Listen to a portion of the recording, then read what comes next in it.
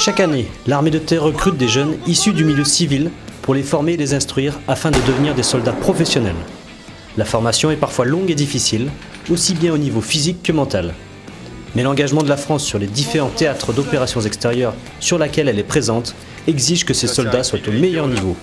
L'armée de terre a besoin de sous-officiers compétents, enthousiastes, spontanés, exemplaires dans leur comportement, généreux dans l'effort et ne transigeant jamais sur le respect de la dignité humaine. Des centaines de jeunes s'engagent chaque année. Ils viennent de divers milieux socio-culturels et certains viennent d'un horizon très lointain. Jonathan, Ludwig, Thomas et Fabien ont plusieurs points communs.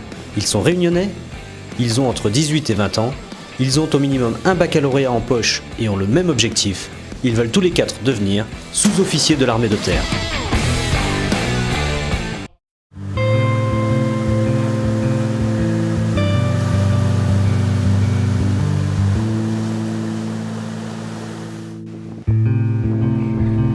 À 10 000 km de la métropole, Saint-Denis de la Réunion. Ce matin, une quarantaine de Réunionnais sont convoqués au Centre d'information et de recrutement des armées pour signer leur contrat d'engagement dans l'armée. 4 d'entre eux ne vont pas rejoindre directement un régiment, mais partent pour Saint-Mexan-l'École afin de suivre une formation initiale longue de 8 mois pour obtenir le grade de sergent ou maréchal des logis.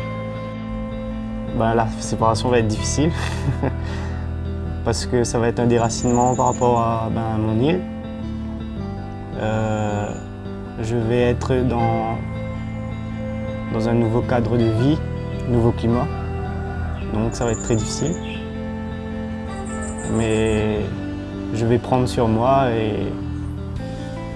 pour aller de l'avant. Direction, l'École nationale des sous-officiers d'active. Après un long voyage entre avion, train et bus, les voici arrivés à Saint-Mexan.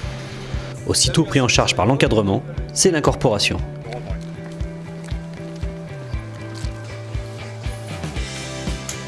Perception du pactage, visite médicale, et ce sont les premiers cours d'ordre serré qui commencent. De base à moi, j'appelle l'homme de base. Non.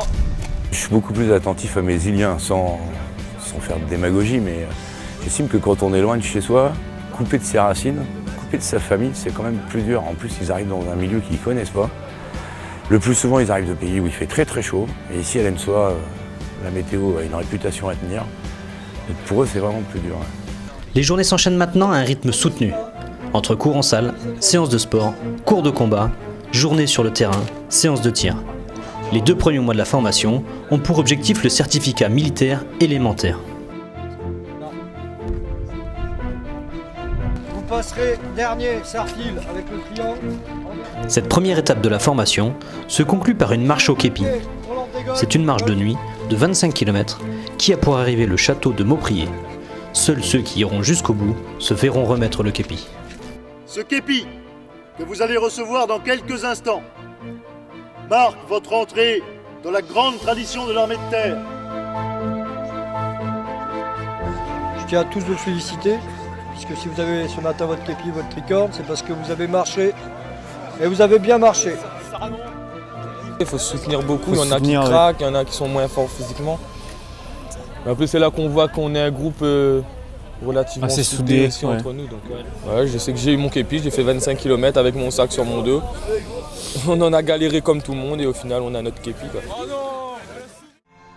Lors du 4e mois, une cérémonie marque un moment fort au cours de la formation. La promotion est baptisée et reçoit le nom d'un ancien sous-officier au parcours exemplaire. Mon général, quel nom donnerez-vous à la 279e promotion de l'École nationale des sous-officiers d'active? Votre promotion portera le nom de adjudant-chef Magne. Tout au long de leur carrière, les élèves garderont pour modèle leur parrain.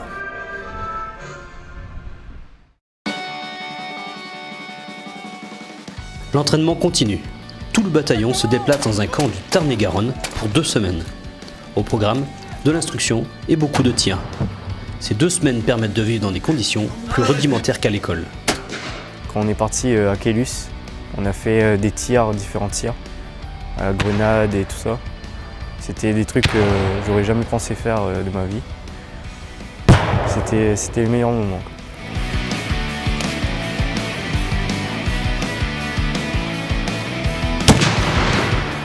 Allez, disposition de combat face au fond. À droite. Azim à gauche, Mousson à droite.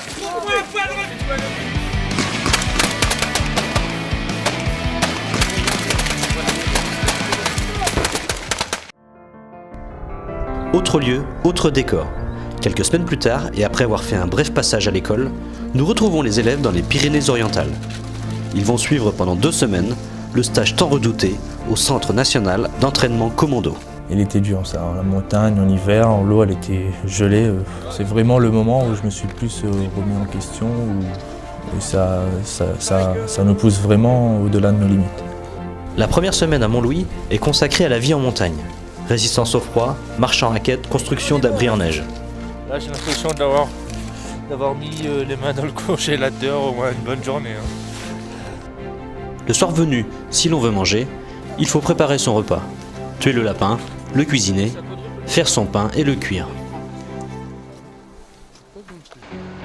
La deuxième semaine se passe à Collioure, au fort Miradou.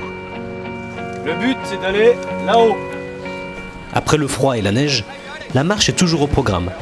Les brigadiers qui encadrent les élèves poussent ces derniers au bout de leurs limites afin qu'ils connaissent leurs propres capacités physiques. Je pensais pas peut-être finir le snack. C'est vrai qu'après il y a un moment où je me suis demandé aussi qu'est-ce que je faisais là. Je voyais tout le monde qui faisait des malaises, on en a perdu 5 en 2 jours.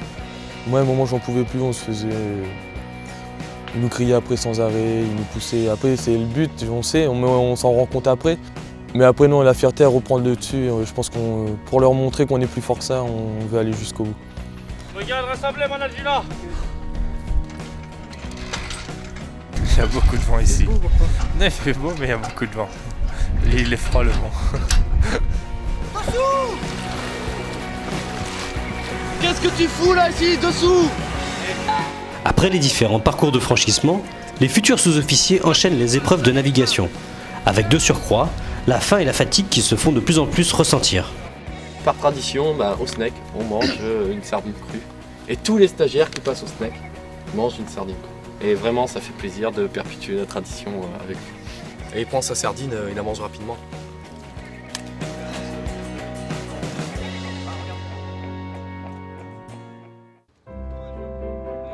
Dernier jour à Collioure. Tous n'ont pas réussi, mais ceux qui ont passé toutes les épreuves une à une avec succès se voient remettre ce matin le brevet d'initiation commando. Une première satisfaction pour ces jeunes soldats qui débutent leur parcours. Qui sera en 2e échelon, donc ici pour attendre. Durant les 2 derniers mois de la formation, les élèves ont effectué un stage de 3 semaines en corps de troupe qui leur a permis de se confronter à la vie en régiment. Espacement au soin des trinômes. 3 mètres pour le groupe, en avant. Puis c'est l'heure du constat final, un examen sous forme d'atelier où il faut restituer tout ce qui a été appris pendant les 8 mois.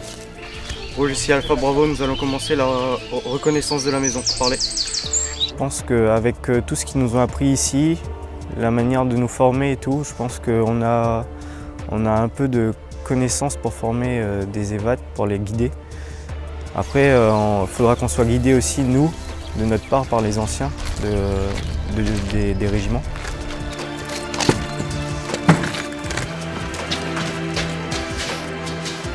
Rouge ici Alpha Bravo, nous avons reconnu 2 pièces et nous avons une porte qui est probablement piégée par les. Ma mission, c'est d'amener tout le monde au bout, d'une part, mais avec des qualités. Il ne suffit pas de les amener juste au bout, il suffit qu'à la fin de la formation, ils sont en mesure d'être sous-officiers dans les régiments.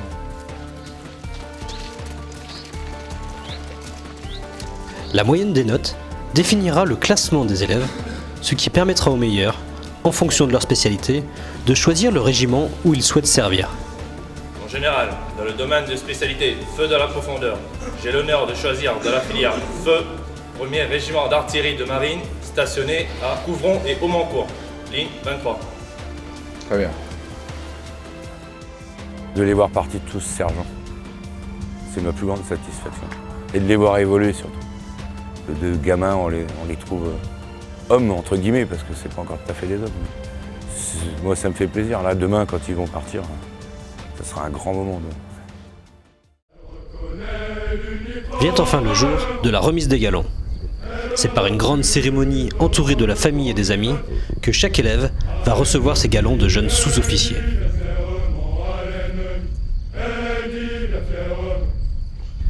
Parvenus au terme de votre formation générale de premier niveau, dans cette école qui est d'ores et déjà votre maison mère et qui le demeurera, vous allez recevoir dans quelques instants votre galon de sous-officier.